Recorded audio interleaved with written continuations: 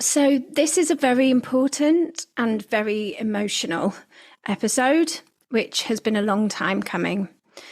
This conversation was recorded a couple of months back, and we decided to hold on to release it today, as today is World Mental Health Day, and it falls within ADHD Awareness Month. Now, ADHD is not a mental health condition. It is a neurodevelopmental condition, which without the knowledge, understanding, compassion, and support essential to navigate life with the condition, it can cause neurodivergent people to suffer extremely poor mental health to dire consequences. So depression and anxiety, both mental health conditions which commonly co-occur with ADHD, it can be the case that the unidentified, unmanaged ADHD and the lack of understanding of one's own and indeed society's negative perception of the symptoms is what causes the anxiety and depression in many cases. The ADHD and commonly co-occurring autism are the mistreated, misdiagnosed, or indeed undetected root cause time and time again. Please have a read of the description before listening on, because we cover some really triggering topics and, well, tragedy. If you are not in a place to listen, perhaps save this one for another day or wait to listen when you have the space or support around you. In the show notes, you will also find a link to resources to free and immediate support. If you are struggling, please don't suffer in silence. You are not alone. There is help out there, so please do reach out. So this is a conversation with a wonderful woman called Jayne, who I've been speaking to on and off over the course of the last 20 odd months or so.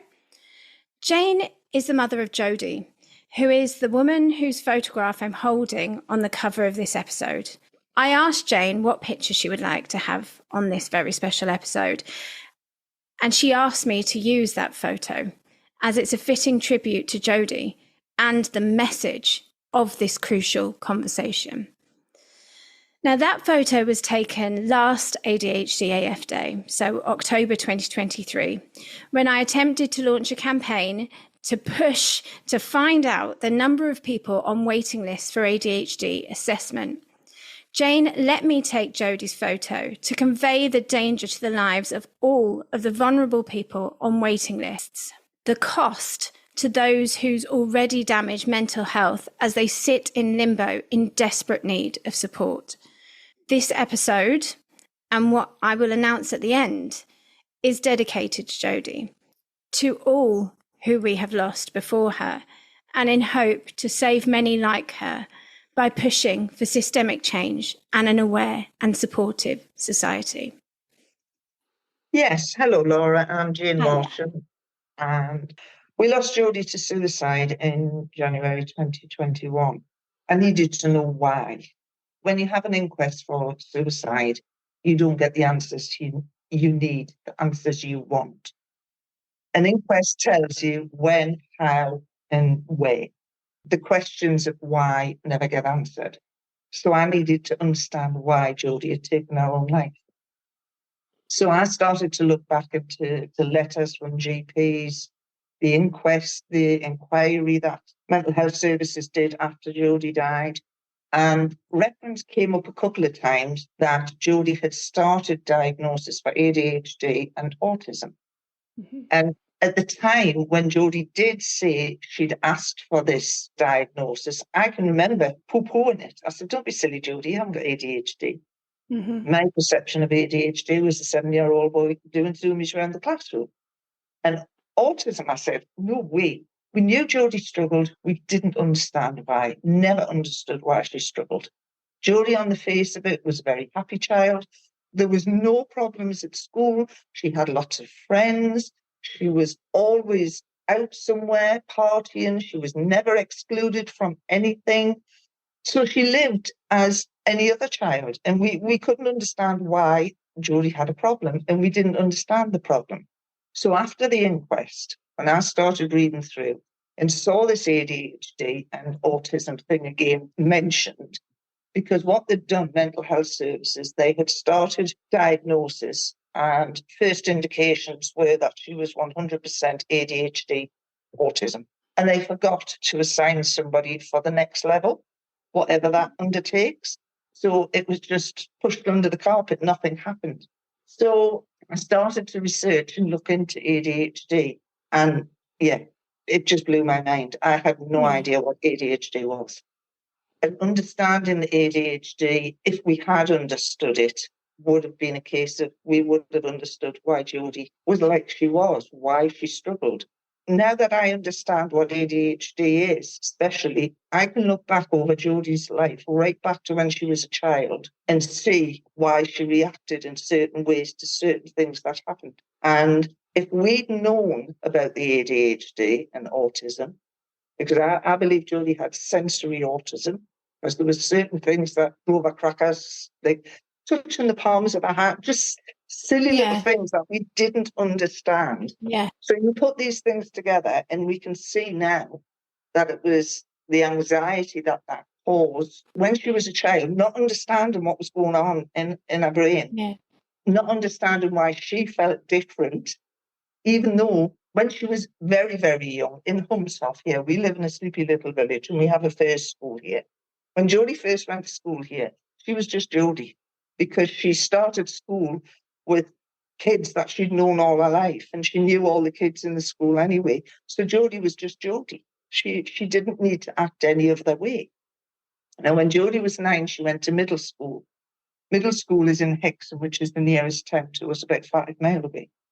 Jodi was faced with 500 kids she'd never met before. Mm-hmm. And that is a definitive time that I think Jodi changed massively. I can see it now.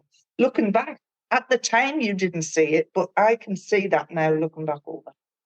Jodi was, when she was here, she loved clothes. She always loved her clothes. Bright clothes, always lovely and bright colours and everything.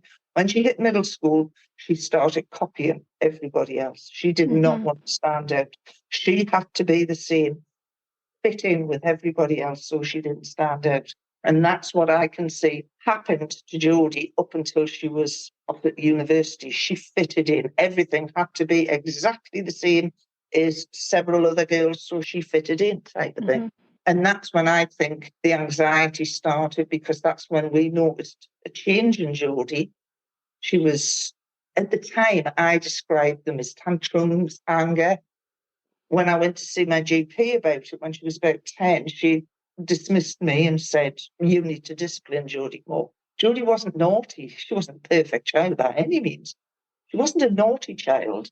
But you tend to believe doctors. Do you know what I mean? I didn't understand about the ADHD and autism at the time because it wasn't even in question. So it was a case of it literally, you believe what your doctor tells you. So I believed it was my fault. I can remember walking out that surgery absolutely devastated, thinking, this is my fault. It's something that I am doing that is making Jodi unhappy. It's that I blame the parents thing. Yeah, I blame the parents, discipline your child, when actually what you're going there to say is not that my child is naughty, is that my child is in distress. Yes. But at the time, I didn't even know how to put it over to the doctor, how she was behaving, really. We literally struggled through it for the next few years. And I mean, it was hell at the time. It really was. Thinking back, it must have been awful for Jodi, because we didn't understand what she was going through.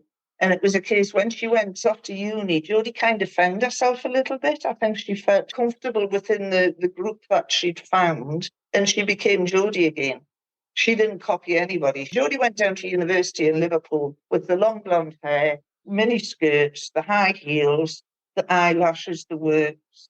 A year later, she came back, dreadlocks, Doc Martens, just Jodi.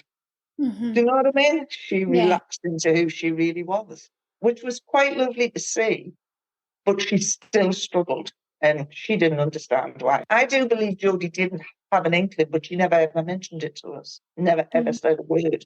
Jodi did a course at uni. She was at LIPA in Liverpool, Liverpool's Institute for Performing Arts. But she didn't do a course where she wanted to be an actor or anything. She did a community drama and applied theatre course, which meant she would take theatre, drama, and do community initiatives and events which helped people in the community. Mm-hmm. When she did her exam at school in sixth form, she had to go into a special school and do part of her exam. That was part of her exam, to go in and then do drama and singing with the children. And we have a school in Hexham. It's for children who are from autistic right up to severely disabled children. Mm-hmm. And she was doing singing and dance with one of the classes one day. And one of the teachers came up to her and said, "See that little boy over there who's about 7, had autism, severe autism?" And Jodi said, "Yes." She says, "He's been here 2 years and that's the first time I've seen him smile with you, what you did with that child." Oh. So it proves that drama, singing, that type of thing really, really works. And I think that's what drove Jodi to do the degree that she did, because that's what she wanted to do, Yeah. to help others. So that's why Jodi took that road of that kind of degree, to try and help people. When Jodi finished uni, she came out with a 2-1, which is perfectly, absolutely fine, spot on. But Jodi needed to be first. Oh. She felt as if she wasn't good enough. She was kind of 1 point off getting an A. Do you know what I mean? She would beat herself up over things that really she didn't need to. I think she always felt as if she wasn't quite good enough. And that's where the anxiety came in. That's where, do you know what I mean? She would beat herself up about things. Jodi was on the face of it, a very confident child and young woman. But inside, I don't think she was. It was a facade, it's what she put on. She was known as Smiley Jodi, and, the room would light up when Jodi walked in, because that was the kind of person she was. But inside, she was probably crumbling. I can remember when she was little. I didn't understand it at the time. Now I do. Jodi tried every sport form. You name it, she tried it. Gymnastics was her forte. She was incredible at it. And when we took her down for lessons, she would never walk in on her own. I always had to walk her into the sports arena. And then I could go. Then it was like, right, go. And this happened with everything. Unless she had a friend to walk into a place. Remember, she was a dancer as well. She loved to dance. And she won a course to do with Dance City in Newcastle. And she was about 15 at the time. And I can remember driving her to Newcastle, dropping her off. And she said, "You'll have to walk in with me, Mum." I said, "Jodi, I'm in the middle of Newcastle. I can't just stop and get out the car." I said, "I can't. You've got to just walk through the door. It's there." Now I understand that was her anxiety, not Yeah. once she was in, she was fine. Yeah. But the anxiety of walking into a new place where there would be possibly people she'd never seen caused the anxiety. And I can see that now. At the time, I didn't understand it. I didn't get Yeah. it. The daft thing is, I'm like that. I know I am. But I, as an adult now, force myself to do it. Yeah. Yeah, you do it and you put the face on. And Yeah. Jodi became like that. I think she forced herself into situations where she would do that. But as a child, I can see now why those things Yes. happened. Yeah. Whereas if I'd known, but we didn't know. And that No. is the thing. And that was, yeah, looking back, if I knew then what I know now, I think we would have been on a completely different path in our life now, and Jodi would still be here. I really do believe that. But that's, I don't know that there would be a single person listening to this podcast that wouldn't relate in some form. We all know that the wrecking ball of ADHD can swing in and it takes out marriages, relationships, education, career, and the very worst, as is what's happened here. Yeah. Yeah. And it's just so unfair on people, because, especially with girls, because it's not picked up on as much. It just amazes me. I even know people now who have children who have a diagnosis of ADHD. One in particular, a lady I've known 25, 30 years. I've known her daughter since the day she was born. And she is really struggling, this young lady. And a friend asked me some questions. Can I get some advice? And I said to her, "Does she have ADHD?" And she said, "Yes." I says, "That's the problem. Oh, no, no, no, it's nothing to do with that.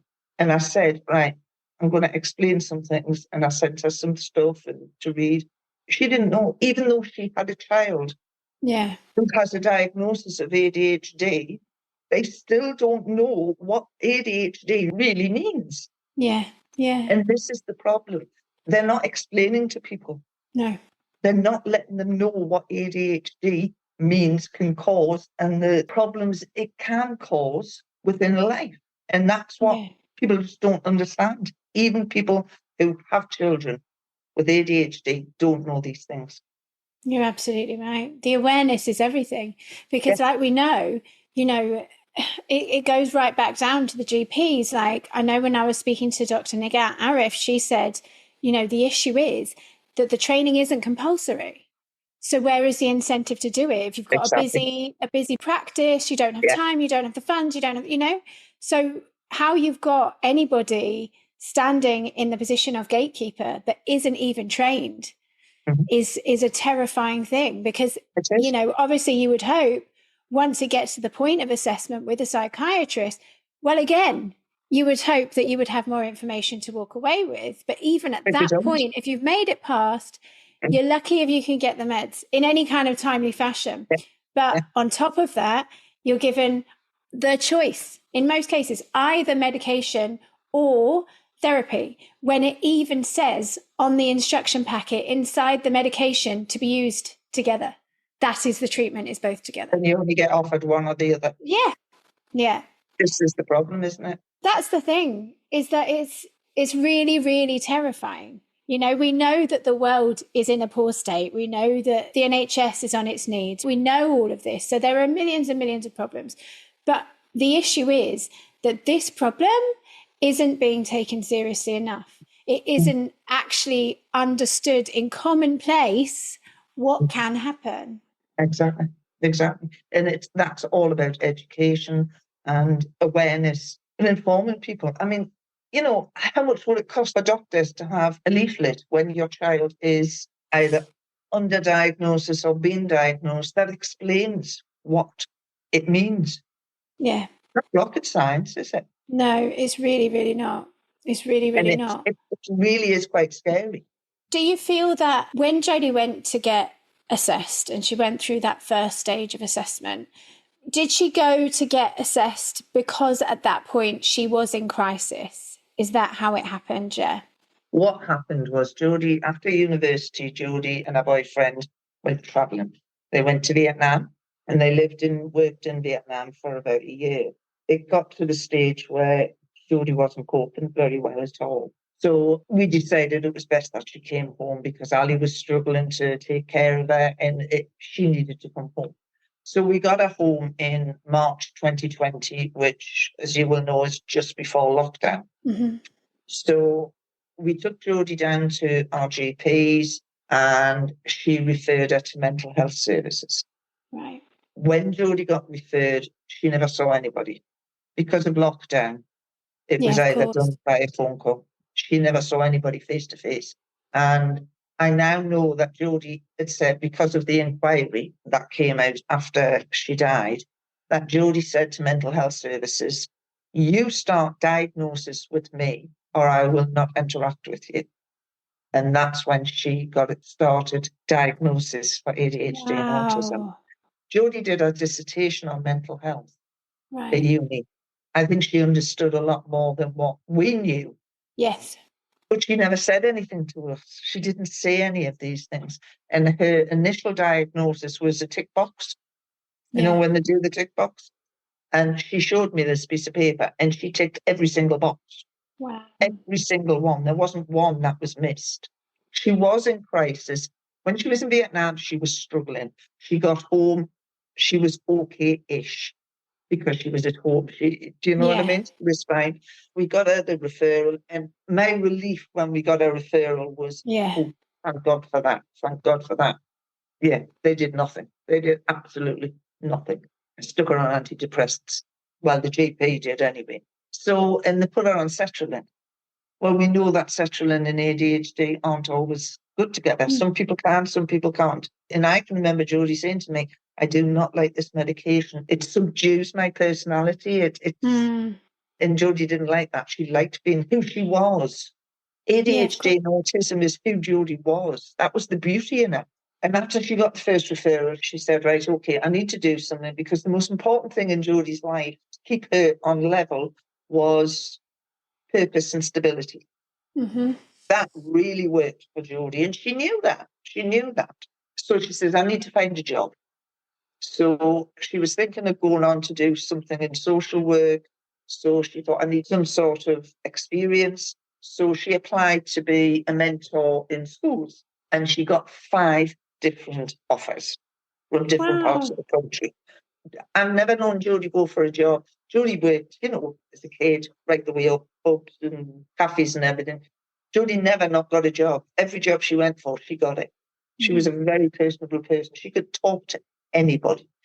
And she was very likable. People liked her. And I don't know, she made other people feel comfortable. And that was her way. So she got these jobs, and she was deciding which one to take. And it was to start in the September time. They announced that the schools wouldn't be opening in September. Now, Jodi took that as the job was gone. It wasn't. It was put on hold. But in Jodi's mind, it was. That was just like bang. And she was all over the place. And then a friend introduced her to some people in Glasgow. So she went up there for a few days, come back full of it. It's the place I want to be. And we were like, oh God, that's too far away. Please don't go that far away. But anyway, she found a job in Glasgow. So we said, well, you got nowhere to live in Glasgow. Oh, I'll just sofa surf. And I thought, that doesn't, that the stability. So we got her a flat. We made sure we paid upfront 6 months, so we knew she had a safe place to live and everything. Moved her in on the 13th of December, I think it was, in 2020. She started her job a couple of days later. It was just working in a cafe. It was a vegan cafe, and they took her on as a chef. She was a brilliant cook. She told them she was vegan. She wasn't. Jodi loved a bloody steak. But anyway, she really wanted this job, so she told them she was a vegan. And they took her on. She started the job a few days after she moved into our flat in Glasgow. And then Scotland went into second lockdown. And the job went. And her resilience just went again. So she literally spent, 4 or 5 weeks in Glasgow before she died. There was another thing that we found out within the inquiry, the incident inquiry thing that mental health services did. Jodi phoned me up. She wouldn't come home for Christmas. And I couldn't understand why. And then she says, I want to spend it with my friends. And I thought, okay, I get it. 2 fuddy-duddies at home or spend Christmas with your mates. I get it. So we didn't push it too much. She told me 2 or 3 days after Christmas that wasn't the reason she didn't come home. The reason was a friend of hers had tried to take his own life into her flat. So she looked after him and she got him into rehab because he was seriously into drugs and things. So she arranged all the rehab and everything for him. She got the money off the family. She literally organised the whole thing. But she couldn't get him in till the 27th of December. So she had to look after him up until that point. And I think that pretty much drained every ounce of resilience Jodi had. I think it drained her completely. The individual who she went to school with, they knew each other from year 9. It wasn't very nice to her while he was in rehab. They must be still allowed to have their phones. And he sent her so much abuse, saying, why did you put me in this place and all that? And Jodi took that to heart.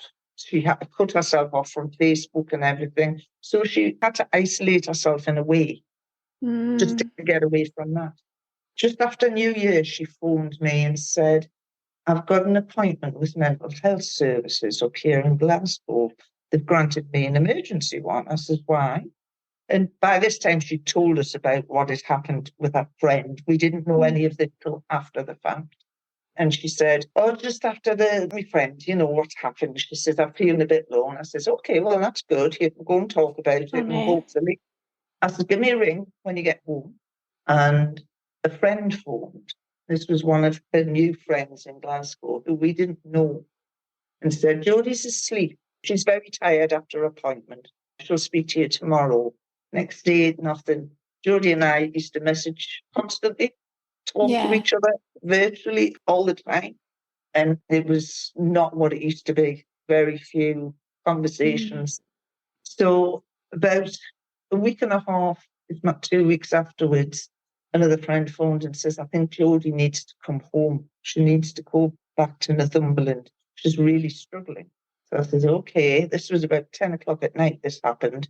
And I say this because this is me trying to make myself feel better why we didn't go and pick her up that night. It was -7 and freezing fog. You could not see a hand in front of you. No. And that was the reason we said we'll do it in the morning. Yeah. So the idea was a friend would drive her down to Carlisle and we would pick her up in Carlisle. And we never saw her again. She took her own life that evening. Well, during the middle of the night, 5 o'clock in the morning or something. She didn't try and ring me, but her phone was broken. She didn't try and message me. She did try and message a couple of friends. One was asleep at 2 o'clock in the morning. She didn't get the message until 8 o'clock. Oh, hi, Jodi. Sorry I missed your call. Too late. She tried to fight it the whole way, but nobody was there. So that's pretty hard. I know why she would have messaged me, because I would have panicked. She knew I would have panicked. Exactly. So, yeah. So that's what happened. So, yes, she was in crisis when she first went down to mental health services, but she came out of that crisis. Yeah, because she's so resilient and just kept She getting had an amazing ability for resilience. She did take a dip in October time of 2020, and she did attempt an overdose, but she informed people that she'd done it. So, yeah. Yeah. A crisis team member came out to see her about 2 or 3 days later and lifted her like that. She could hardly speak in the morning. She came out of that crisis team talk probably about 3.5 hours long, and yeah, he was amazing. But she never saw him again. Never heard another thing. And that's the problem. If Jodi had managed to have a conversation with somebody like that every week, I think it would have helped her. Yeah, of course. What she said to me is he put things into perspective for me. Well, made her understand that all the little things that she blew out of proportion in her mind, sadly, didn't really matter in the face of things. And he made her understand that. Yeah. And if that had happened on a regular basis, she would have been fine. But no, nothing. No. Nothing. She heard nothing. When she went for that emergency appointment in the January, we found out in the inquiry, she had attempted to take her own life, and that's why she was granted an emergency appointment. And they just let her walk away, go home to a flat with relative strangers. She'd only known them a few months, 200 miles from home, and not inform any family. 23-year-old girl. So that really sits quite badly with me. They didn't do what they should have done, and that was pick up on the ADHD and follow it through. It was written down that they'd forgot to take the next level on that. They forgot to document whether confidentiality was discussed. It was a case, there is nothing written down in any note in Glasgow or we presume in Glasgow, but certainly in Northumberland, whether Jodi had been asked, do you want family informed of anything? And whether she said yes or no, it's not even documented. No. And I think that's the thing, isn't it? It's like every step of the way, the different ways that things could twist and turn, and the enormous impact that has. And it's like, when I'm listening to you, it's like, and obviously we have had this conversation before, so thank you for having this conversation with me again. The bit that really hits very hard is that first doctor that you went to. Yeah. And the thing that really bothers me about it is that we can sit here and go, okay, well, that was X amount of years ago. But I hear stories every day that this is still happening right now. And that is the most terrifying thing. It's so terrifying because it's the knock-on effect, the responsibility thrown onto you and cast away. And it's just this ripple effect Exactly. It's enormous. And, if our GP, when Jodi was 9, 10, 11, whatever age it was, I can't exactly remember when I went to see her, if they had said something, flagged something, taken interest, maybe, just maybe, things would be completely different. Yeah. So you're talking about mid 2000, probably 2005, 2006. They were well aware then. They knew then, but they still chose to brush it under the carpet, not take note. And that's the hardest thing, because if only, I mean, when you lose somebody to suicide, it is always, why didn't I? If only, Yeah. what if? They are there constantly. You can't get rid of them. Doesn't matter how many people say to you, you can't think like that. You Yeah. do think like that. You Of can't not course. think like that. Especially when you've got an ADHD brain as well. You can't help it. No. So it's a case of, I don't know whether this is an ADHD. I work on logic. There has to be root causes for things. There has to be reasons why people do things. Yes. Where suicide is concerned, it's a case of the psychiatrist will tell you that it's a very complicated thing. And there are many reasons. It's never one reason why a person takes their own life. Yes, up to a good degree, I agree with them, because with Jodi, I think all these things built up in her brain, and I do it. Something that is really, I'll put it in the shelf, I'll stick it in a little pocket in the back of my brain. I'll worry about that tomorrow. I'll worry about that. Do you know what I mean? And I think Jodi's brain was so full of all these little pockets that she couldn't figure them out. And it got to that stage where hope was gone. She couldn't see her way out of what was going on. But there has to be a root cause. And for me, Jodi's root cause was ADHD and autism. Yeah. And if they start looking at this and realizing this, maybe we will get somewhere. Yeah. Yeah. Absolutely. And the statistics are there. I still don't understand why. Massively. I mean, I know many, many people who have lost to suicide now. I live in what I call the suicide prevention world now. Yeah. And I know hundreds of people who have lost family members, children. And when I get to know them well, I always ask them, did they have ADHD? And I reckon 70% say yes. Yeah. I reckon 20% don't know. I know 10%, one person in particular said, oh, no, no, no. They never have. No, definitely not. I saw a film. Yeah, he did. I can spot them from. You learn, don't you? You recognize things. Yeah, And he of course. did, even though his family didn't know. I have discovered I'm from a family of ADHDers. I can look back to my dad. Dad had ADHD. My brother has autism. My nephew, he died in an accident. He had ADHD. And he died climbing down a shortcut and he fell. My other nephew, he's got either ADHD or autism. I'm kind of not quite sure. But I can see it across the board. And Yeah. we know it runs in families. And if you've got ADHD, it's 90% chance that your child's got ADHD. So if you've got an ADHD child, it's 90% chance you've got it. Yeah, exactly that. And it Exactly that. runs in families. It's just one of those things. I can honestly say when I was growing up, I always thought our family was slightly different. I can't explain why. I can remember I was the youngest, and I had two older brothers. And I can remember feeling hugely relieved when my brothers found girlfriends and got married. Not because I wanted them to go, because I was very close to them. I just never thought it would happen because we were, I don't know, Different.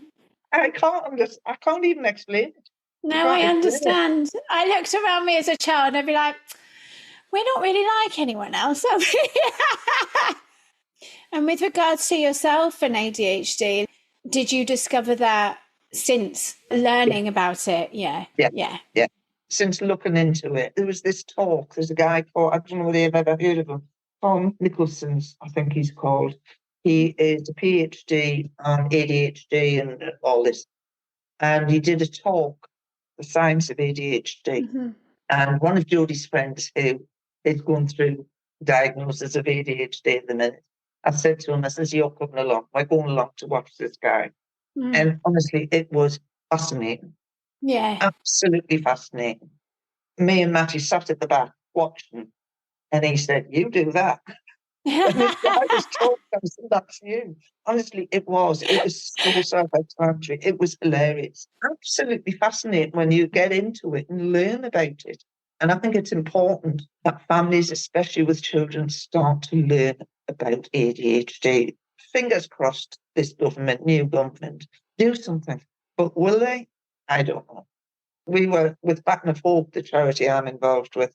We got into Downing Street last year, and we spoke to Maria Caulfield, the mental health minister last year. And she came up to me and she said, I believe you lost your daughter, Jayne. I says, yes. And she says, why do you think that was? And I just looked at her and I said, undiagnosed ADHD and autism. And she went, yes, we're hearing a lot of that. And she walked away. Wow. They know. But what I think is they're terrified because how many people out there? Yeah. How many people? And because people who have a diagnosis are entitled to disability allowance, Do you that's the think? reason why. I'm no expert, but I swear to God, I'm convinced. Well, I definitely think it's got, that's the thing I've never been able to understand in any of this is that at the end of the day, it always comes down to money, doesn't it? But the bit that I couldn't link up was like, well, if we're saying, of course, suicide, self-harm, all of these things that happen to people, eating disorders, everything, alcoholism, Yeah, drug addiction, divorce, yeah, traffic accidents, yeah. all of this stuff, if it's about money, if the literal lives that can be saved is not enough, then we can look at the money and say, well, you could actually save this much money. So that's the bit that I don't understand. In the long run, you could, yeah. Yeah. Because it's now been shown, one of Jodi's friends, she has suffered from anorexia most of her life, bless her. And I was chatting to her a few weeks ago, and that is linked to ADHD. The chances Yes. are, they have now discovered this. I don't know whether it's a new thing or I didn't know this, but the likelihood is she has ADHD as well. And that Yeah. is one of the things. So they need to start listening. They need to start. There's seen many people who are in bother in prisons and things like that. They shouldn't be there. It's No. misunderstood and it's out of hand. And yeah, I need to start listening about ADHD because it's important, isn't it? It really, really is. It really is. I'm so grateful to you for sharing Jodi's story. I'm so grateful for you letting me share Jodi's story. What do you want to say? I think it's a case of Jodi was probably the most caring person you could meet. She was creative. She was empathic to a fault, probably. She felt people's pain. She felt people's sorrows. She always put others first. She was a person that always stuck up for everybody else, but didn't stick up for herself. And that's because she didn't have the confidence to do that, even though she had the confidence on the face of it, what people thought she had confidence. And that's because she didn't understand what was going on. So the government need to start recognizing that we need to start understanding what ADHD is, how it can affect people, and what it means to their lives. We're finding women now, you know yourself, in their 20s, 30s, 40s, 50s, 60s, getting diagnosis. And that's why I've been like that all my life. And I'm starting to understand so much of how my brain works now. And I forgive myself because I know I can't help it. Do you see what I mean? It's a case of that's why I'm like that. That's why I do that. That's why I don't do that. And yeah, it's a case of the government need to literally take this seriously because it's taking people's lives. And I think I'm sticking my neck out here because I am very much part of a suicide prevention charity. But I do think that one of the major causes of suicide is ADHD and autism. Yeah. And I don't think they're listening. I think they know and they're not listening. And we could save a lot of lives if they would do something. And in the long run, yes, it would cost a lot of money, but they need to do that because in the long run, it would save money. It's like anything. Yeah. Sticking a sticking plaster on something is not going to solve a problem. You have to get to the root cause. And that is with everything across the board. But with ADHD and suicide, yeah. I think there has been surveys done. Somebody told me there was a survey done somewhere where they interviewed or they did a questionnaire for people who had lost somebody to suicide and asked if they had certain traits and all like that. And I can't remember the exact outcome, but it was incredibly high in recognition that they had ADHD or autism. So, yeah, but I do think the government are just trying to squash it. That's my personal opinion. I am no expert. Well, the thing is, though, with raised awareness, with people knowing that they're not alone in it and that there are loads of us and seemingly more of us, and with time. There is so many out there. It's scary. It really is scary how many people. I mean, 3 dads, Mike has 3 dads. He openly talks about his daughter. And it's Mike, or is it 2? Anyway, one of the 3 dads. That's what he believes. Yeah. But it was because of his daughter's undiagnosed, or she may have been diagnosed, I don't know. But that's what he believes. And I think there's many out there. They just don't understand it. And it's misunderstood, isn't it? Massively. Yeah. Well, thank you very much for sharing about Jodi. I will be thinking of her and the bloody big hunk of steak in the vegan restaurant. Oh, she got away with that. She loved me. But yeah, thank you ever so much. Is there anything else that you would like to say that I haven't covered? Because I've got time. It's, if there's anything that we haven't. I just like talking about Jodi. Yeah, we'll carry on. Jodi was a singer, she loved to sing. And she had an incredible voice. And her and a friend, this was during lockdown, a friend's a rapper she went to school with, and she sings the chorus and he raps. I'll send it to you. And he had a friend who had some proper recording equipment. And this guy said, I want to record you. So he recorded this song. It's quite incredible. She had the voice of an angel. She had the temper of a Tasmanian devil as well. She could be rather feisty, could Jodi. She did, yeah. She was a very, very lovely person. Yeah. And she could talk to anybody. She had the ability to talk to anybody of any age and get into deep conversation. Yeah, she was just one of those people that could engage with absolutely anyone. And she was just such a lovely person. It's just so unfair what happened to her. I mean, she could drive the crackers as well. She was. It was about half an hour walk from our Polster residence to uni in Liverpool. And so one day she was walking to uni and Jodi hated people who littered, doing things on the ground. And there was a guy walking in front of her and he'd had a can in his hand and he dropped it on the ground. And she shouted, are you going to pick that up? And he just went. So she picked the can up and she threw it at him. It was empty. And it hit him swept on the back of the head. And he got such a shock, he picked it up and put it in the bin. Oh, you dropped this! Yeah, that was Jodi. Oh, what a impulsive like that. But yeah, but that's what people loved about her, because she would just do something like that, absolutely out of the blue. So yeah, she did funny things like that. She was lovely, just a lovely person. Yeah, it's so unfair. It's so unfair. Very unfair. And it's frightening, isn't it, when you think how many amazing people across the board. There's been 26 suicides in Northumberland this year so far. And we are, although we're a big county, we have less than 400,000 people.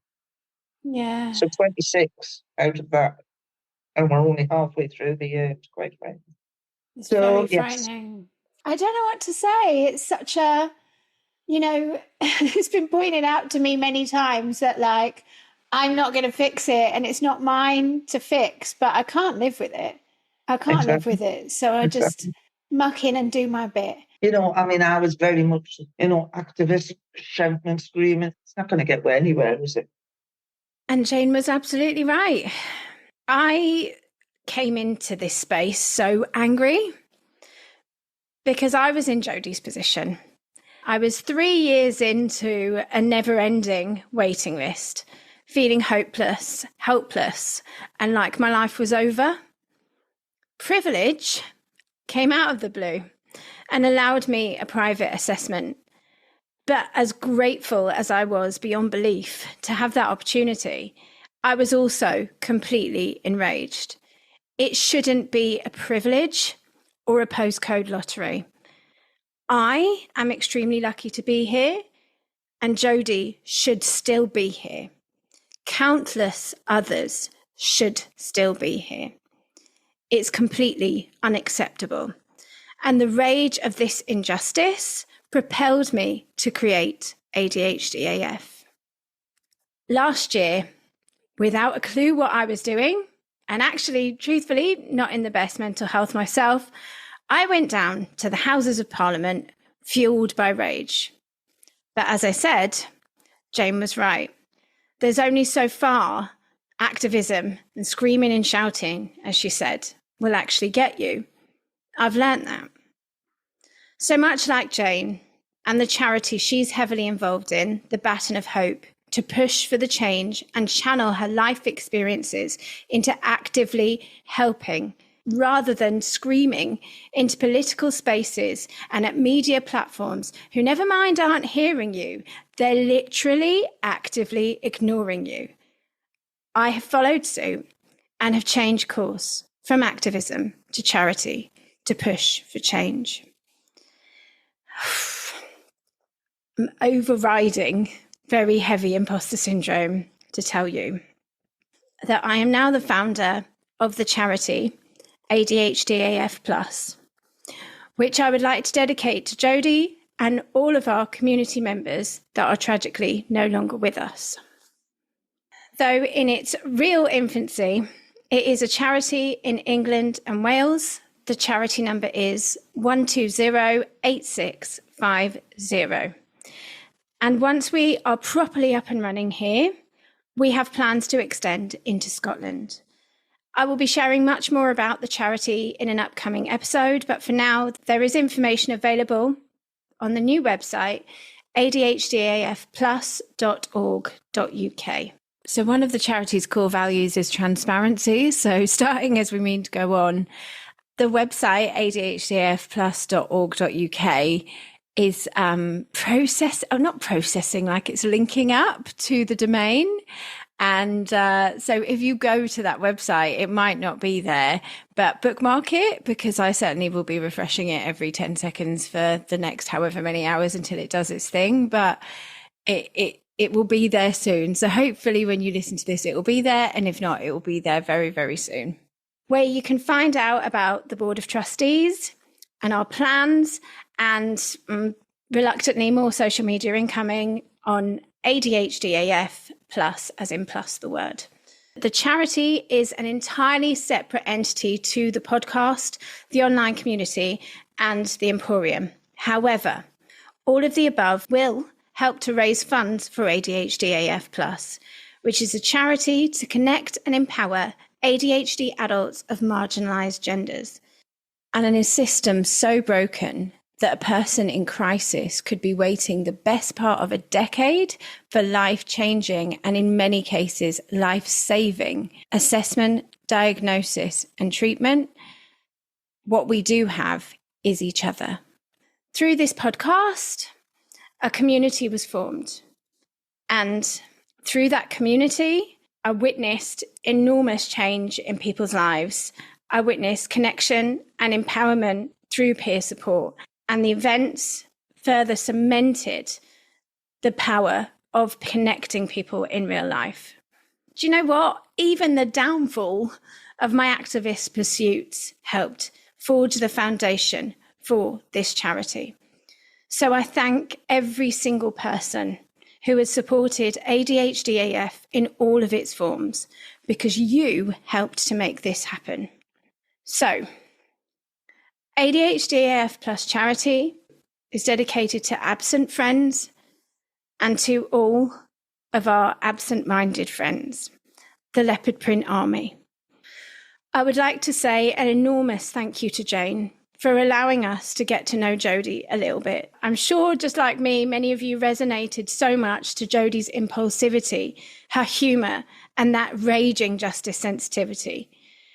And I'm so grateful to Jayne for all of her support and for sharing her tragic loss of her wonderful daughter to help raise essential ADHD awareness on World Mental Health Day in ADHD Awareness Month, and for allowing us all the privilege to hear Jodi's beautiful singing voice.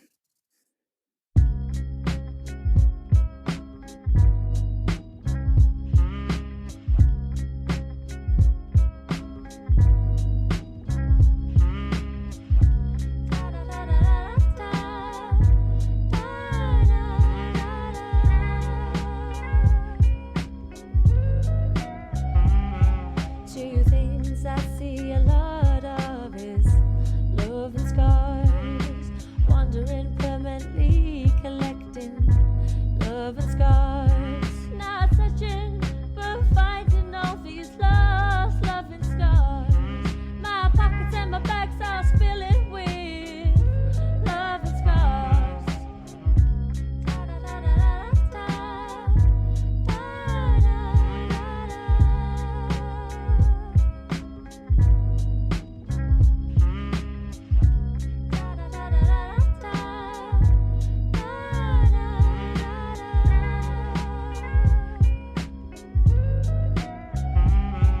Every corner of this earth